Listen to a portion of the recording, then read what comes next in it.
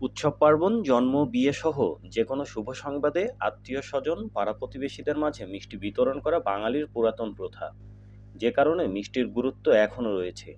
বহু বছর আগে থেকেই রাজবাড়িতে চমচম, রসগোল্লা, সন্দেশসহ বিভিন্ন ধরনের মিষ্টি তৈরি হয়ে থাকে। ময়রাদের বিশেষ পারদর্শিতার কারণে এসব মিষ্টির মধ্যে স্বাদের দিক থেকে আলাদা জায়গা করে নিয়ে ঐতিহ্যবাহী হয়ে উঠেছে ক্ষীর চমচম।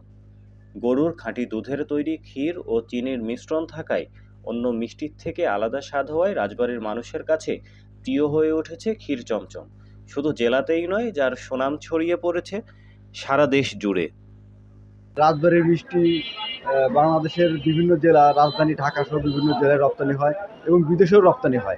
দেশের বিভিন্ন জায়গা থেকে আমাদের রাজবাড়ির মিষ্টি খাওয়ার জন্য আসে।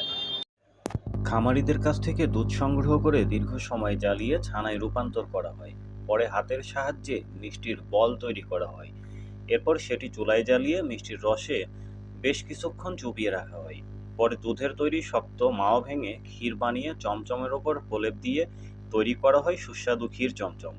ভেতরে রসালো আর ওপরে ক্ষীর থাকায় খেতে সুস্বাদু হওয়ায় দিন দিন বাড়ছে মিষ্টির চাহিদা। দেশসহ দেশের বাইরেও পাঠানো হয় এই চমচম।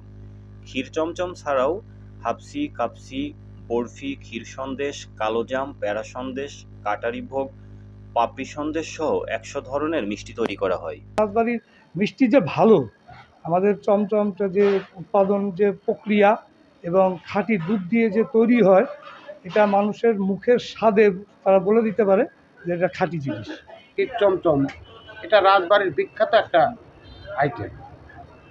এটা ঢাকা, চিটাগাং, এমনকি অনেক লোক বাইরেও নিয়ে যায়।